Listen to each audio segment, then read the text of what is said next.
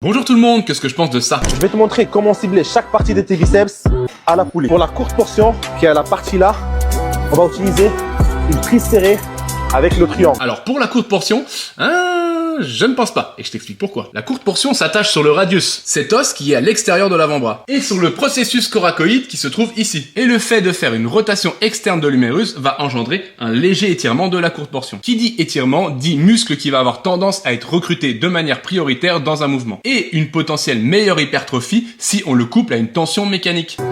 Même chose, on garde toujours les coudes bien serrés. Deuxième conseil qui va également à l'encontre de ce qui est dit dans la vidéo, pour les mêmes raisons que j'ai décrit précédemment. La courte portion du biceps est adductrice. Donc elle rapproche le coude près du corps. Donc pour l'étirer et potentiellement mieux la recruter, il va falloir écarter le coude du corps et non l'inverse. Pour l'adduction, on le voit bien ici, l'élastique est lâche et quand je fais une abduction, eh bien il s'étire. C'est pourquoi pour recruter la courte portion du biceps, il faudra très certainement selon moi privilégier la prise large qui engendrera par la rotation externe de l'humérus mais surtout l'écartement du coude, un meilleur étirement de celle-ci. Après les gars, on va pas se mytho, c'est quand même du pinaillage. Notez quand même que la portion courte et la longue c'est la même. Pour la courte portion, qui est à la partie là, et pour la longue portion, qui est à la partie là, et enfin, pour le brachial, qui est à la partie là, on va faire un curl à la corde, et on fait une bonne rotation en haut.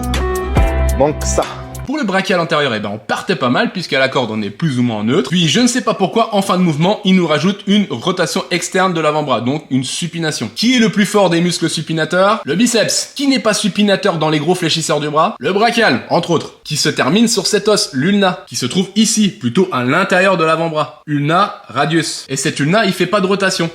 Voilà, il sert juste à la flexion. Pour rappel, une supination, c'est juste le radius qui vient s'enrouler autour de l'ulna en passant par au-dessus. Pour conclure, quand je fais une vidéo pour reprendre quelqu'un en musculation, ce n'est pas dans le but de descendre la personne, c'est dans un but pédagogique. C'est tout simplement apprendre des erreurs. Et des erreurs, on en fait tous et j'en fais également. Et je sais que ce n'est pas plaisant de voir sa gueule dans une de mes vidéos. Mais ce n'est pas grave et ça n'invalide pas vos propos dans d'autres de vos vidéos. Ce n'est pas noir ou transparent. Mais s'il vous plaît, je vous en prie, arrêtez d'être en sueur.